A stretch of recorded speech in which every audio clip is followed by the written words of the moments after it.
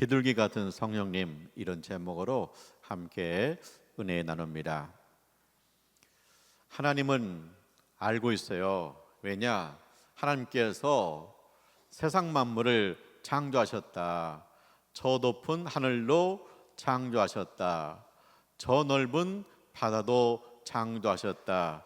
바닷속의 고래도 창조하셨다. 하늘의 참새도 하나님이 창조하셨다. 인간도 하나님이 창조하셨다. 보면 알잖아요. 그래서 하나님을 알고 있어요. 믿지 않는 분들도 하나님을 알고 있어요.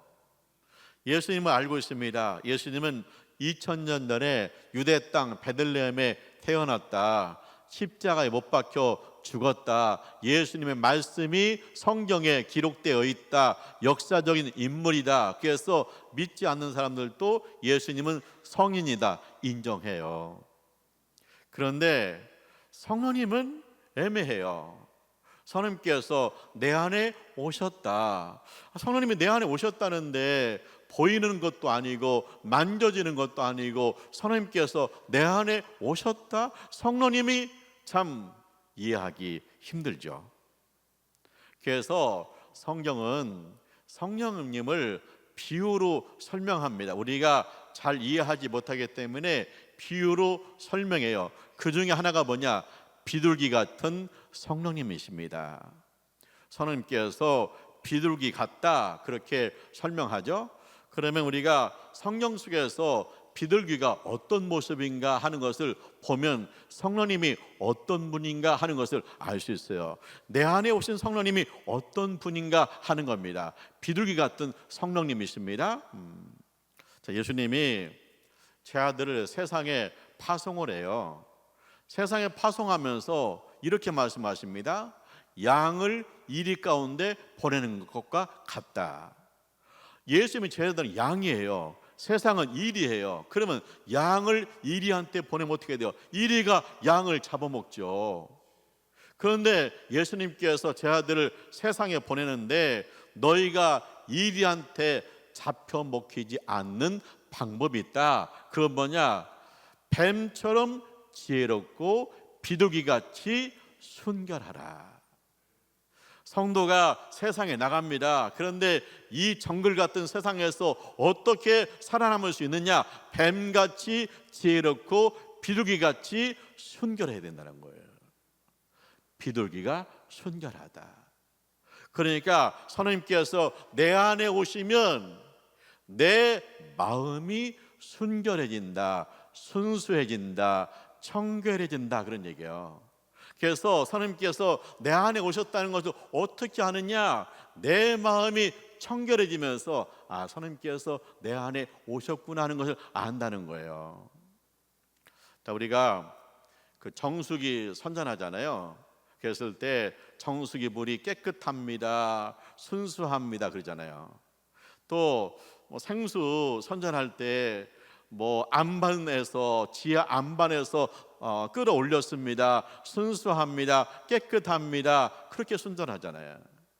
우리가 물 한 병을 마셔도 순수하고 깨끗한 물을 마시고 싶어해요. 그런데 정작 내 마음이 순수하다, 내 마음이 청결하다, 내 마음이 깨끗하다 이런 데는 무관심한 거예요. 그런데 선생님께서 내 안에 오시면 내 마음이 순수하다, 내 마음이 청결하다, 내 마음이 순결해진다 그런 얘기입니다. 서울에 가면 성동교회가 있어요. 그 교회를 개척한 분이 무어 선교사님이세요. 이분이 양반들 몇 명을 전도해서 교회에 나와요. 그리고 청소년과 어린이들한테 전도합니다. 근데 그 어린이 가운데 한 명이 어느 날 무어 목사님을 찾아온 거예요. 선교사님, 우리 아버지가 죽어가고 있어요. 그래서 가보니까 죽어가고 있어요. 그래서 이 선교사님이 세브란스 병원에 의료 선교사로 오신 분을 빨리 초대한 거예요. 빨리 모셔온 거예요. 그래서 그 의사 선교사님이 병을 치료했어요. 근데 그 병을 치료받은 사람이 두 가지로 놀란 거예요. 첫째는 뭐냐? 내가 죽어가는데 살아났다. 두 번째는 뭐냐? 이 의사 선교사님이 임금님을 담당하는 어이예요. 근데 임금님을 치료하시는 의사가 상민인 나를 치료한다? 이게 있을 수 있는 일인가? 그러냐? 조선시대 신분제 사회에서 임금님을 치료하는 의사가 상민을 치료했다? 이거 있을 수 없는 일인데 어떻게 이런 일이 있을 수 있느냐? 그런 얘기입니다. 그런데 선교사님에게는 이게 너무 당연한 거예요. 자, 임금이나 상민이나 누구나 하나님 앞에서 평등한 거예요. 누구나 다 하나님의 형상으로 창조된 거예요. 누구나 다 소중하고 존귀한 거예요. 그러니까 선교사는 마음은 뭐냐? 항상 청결하니까, 깨끗하니까, 순수하니까 임금이니 상민이 이걸로 따지는 게 아니라 인간은 소중하다, 하나님의 형상대로 창조되었다, 그 때문에 상민도 이 사람도 치료받아야 된다, 그런 얘기잖아요. 그래서 이 상민이 은혜 받고요, 예수를 믿었어요, 세례 받았어요. 그랬더니 교회에 있는 양반들이 교회를 나갔어요. 왜 그러냐? 아무리 그래도 그렇지 어떻게 양반하고 상민하고 함께 앉아서 하나님을 예배할 수 있나? 우리 그거 못한다. 그래서 나간 거예요. 근데 얼마 있다가 돌아왔대요. 돌아왔는데 뭐냐? 선생님께서 그들의 마음을 만지신 거예요. 그건 뭐냐? 그래서 돌아와서 뭐냐? 이거잖아요. 누구든지 예수 믿으면 주 안에서 형제 자매다. 우리가 조선의 신분제 사회에서 사는 게 아니라 우린 진짜 예수 믿었다, 하나님의 자녀가 되었다, 한 백성이 되었다. 그렇다면 우리는 주님 안에서 형제 자매다 해가지고 뭐냐?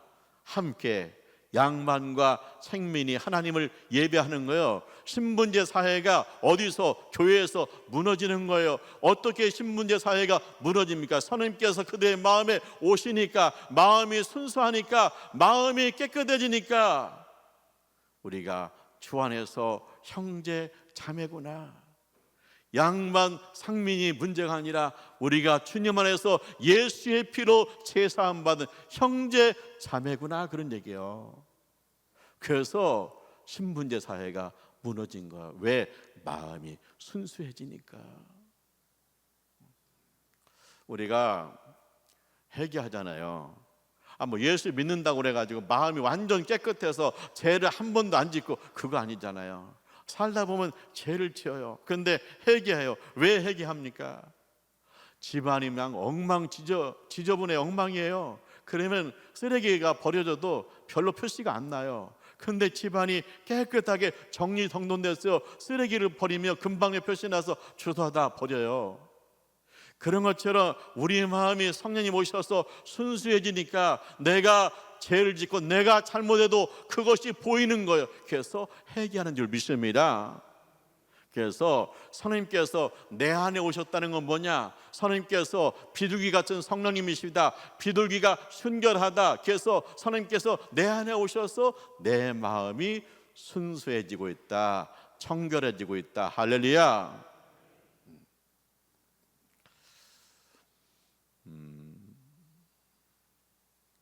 아가서 1장 15절에 이런 말씀이 있어요. 내 사랑하는 자야, 어여쁘고 어여쁘다. 내 눈이 비둘기 같다. 내 사랑하는 자야, 예쁘고 예쁘구나. 내 눈이 비둘기 같구나. 비둘기 같다는 건 뭐야? 아름답다는 거예요. 특별히 보는 눈이 아름다워지는 거예요. 선생님께서 내 안에 오셨다. 그러면 내 보는 눈이 아름다워집니다. 아름답게 보는 눈이 열린다는 거예요. 에서하고 야곱은 쌍둥이잖아요. 어머니 뱃속에서부터 서로 경쟁이에요. 내가 먼저 태어날 거야, 내가 형이 될 거야. 어머니 뱃속에서 이 쌍둥이가 싸우는 거예요. 어머니가 이제 너무 힘드니까 하나님 앞에 물어서, 하나님, 아기를 가졌는데 왜 이렇게 힘들어요? 그때 하나님께서 네 뱃속에 쌍둥이가 있다. 근데 동생이 형을 섬길 것이다. 이 집안의 믿음의 족보가 동생을 통해서 이어질 것이다, 그렇게 말씀해 주었어요. 그 아버지는요, 그래도 장남이야, 쌍둥이라도 장남이야, 장남이 믿음직스러워 그러죠. 어머니는요, 이 동생이 예쁜 거예요. 하나님께서 이 동생을 통해서 이 집안의 믿음을 이어간다고 그래요. 동생이 예뻐요. 이제 아버지가 늙어서 세상을 떠날 때가 됐거든요. 그래서 큰아들을 데려다가, 장남을 데려다가 축복기도 하려고 그런 거예요. 근데 어머니가 보니까 그거 아니에요. 하나님께서 아니라고 그랬어요. 그래서 어머니하고 그 야곱이, 그 둘째 야곱이 아버지와 형님을 속이고 축복기도를 받은 거예요. 그랬더니 형이 난리 났어요. 동생을 죽이겠다는 거예요. 그래서 동생을 빼돌리잖아요. 야곱을 빼돌리잖아요. 외삼촌 집 빼돌리잖아요. 그래서 이 야곱이 외삼촌 집에 가서 20년 동안 거기서 일하다가 드디어 고향으로 돌아와요. 자, 고향을 떠날 때는 호를 단신으로 떠났어요. 가족이 되어서 돌아옵니다. 고향을 떠날 때는 빈손으로 갔어요. 근데 그동안 축복받아 가지고 양떼를 몰고 고향에 돌아와요. 박수 받으면서 고향에 돌아올 수 있게 되었어요. 근데 문제는 뭐냐? 형이 마음에 걸리는 거예요. 20년이 지났지만 형이 잊어버렸을까? 형이 용서가 될까? 그것이 야곱의 마음에 부담이 돼요.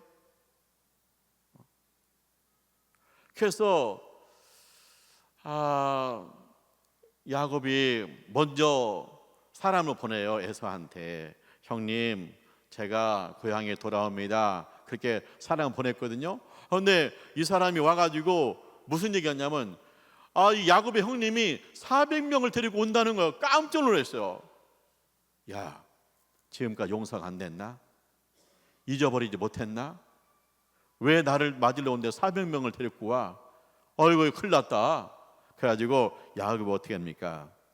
이 야복 강에서 양떼도 먼저 보내고 가족도 먼저 보내고 야곱이 홀로 남았어요.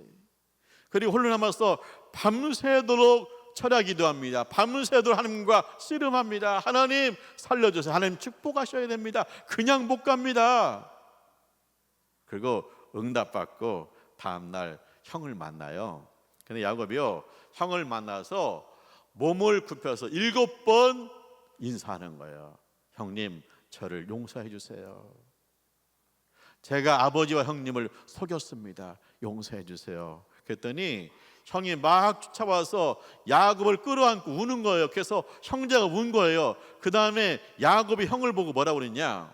형님, 제가 형을 보니까 하나님의 얼굴을 보는 것 같습니다. 하나님의 얼굴을 보는 것 같습니다. 그거든요. 이제 하나님의 얼굴을 보는 것 같습니다. 그건 뭐냐?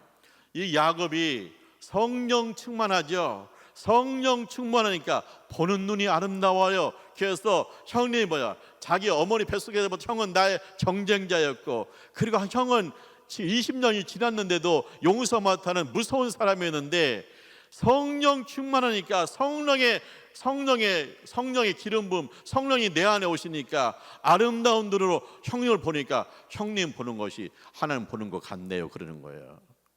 형님을 어떻게 봐요? 하나님 형상으로 보는 거예요.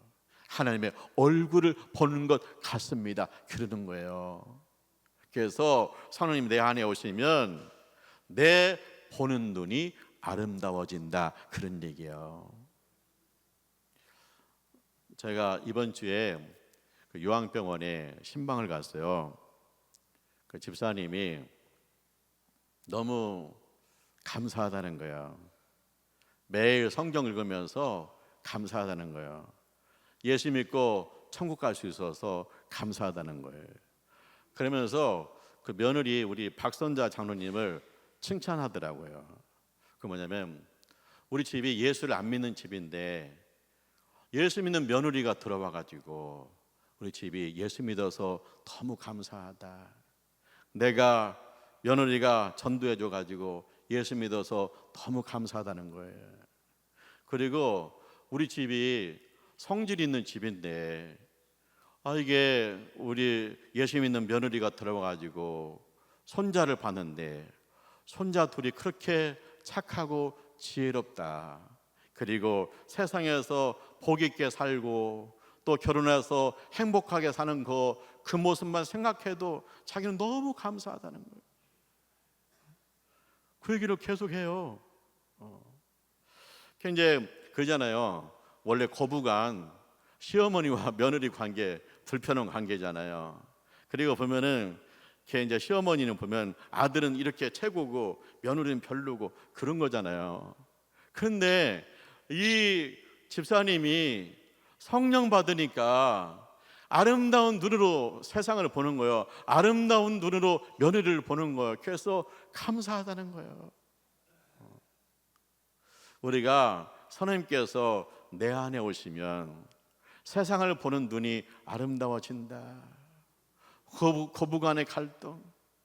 아들은 그냥 이렇게 올라가고 며느리는 별로고 이런 눈이 변해가지고 우리 며느리 너무 좋아요. 너무 감사해요. 그러잖아요. 그러니까 뭐냐면 성령님께서 내 안에 오시니까 사람을 보는 눈이 아름다워진다. 할렐루야.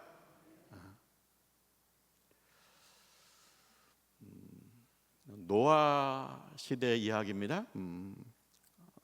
노아 시대 그 세상에 제약이 가득 찼어요. 그래서 세상이 막 완전히 쓰레기통이 됐어요. 사람들이요 생각하는 것이 악한 걸 막 생각해요. 그래서 하나님께서 홍수로 세상을 새롭게 하십니다. 심판하십니다. 근데 그때 노아가 하나님 앞에 있어요. 그래서 하나님께서 노아한테 말씀하셔요. 노아야 방주를 지어라. 그래서 엄청난 배를 만드는데 사람들이 다 비웃죠. 노아 저 사람 뭐 정신 나간 거 아니냐고. 그런데 노아가 배를 다 지었을 때 하나님 어떻게 해요? 노아의 가족 들어가라. 짐승들 암수로 들어가라. 새들 암수로 들어가라. 다 들어간 다음에 그때부터 비가 쏟아지기 시작하는데 이 지구에 산이 하나도 안 보이고 완전히 물로 가득 찼어요. 누구도 살아남을 수 없죠. 비가 그쳤습니다. 그래서 노아가 이제 세상에 나가도 될까 해가지고 먼저 까마귀를 내보냈어요. 그랬더니 까마귀가 안 돌아와요. 왜 안 돌아오냐면 까마귀는 죽은 시체를 먹어요. 그래서 안 돌아와요. 비둘기를 내보냈어요. 비둘기는 돌아왔어요. 비둘기는 정결하기 때문에 썩은 걸 안 먹어요. 그래서 돌아왔어요. 그 다음에 일주일 후에 다시 비둘기를 내보냈어요. 그랬더니 비둘기가 돌아왔는데 새싹을 물고 돌아왔어요. 잎사귀를 물고 돌아왔어요. 그래서 노아가 알은 거예요. 야, 물이 완전히 빠지고 나무에 새싹이 돋고 있구나. 이제는 나가도 되겠구나 해가지고 노아의 가족이 방주에서 나가잖아요. 근데 창세기 8장 11절에 보면은 비둘기가 새싹을 물고 돌아왔다는 거예요. 자, 성령님께서 비둘기 같다 그래요. 비둘기 같은 성령님이세요. 그러면 비둘기가 새싹을 물고 돌아왔다. 그 얘기가 뭡니까? 내 안에 성령님께서 오시면 내 입에 생명이 있다는 거예요. 내 말이 사람을 살린다는 거예요.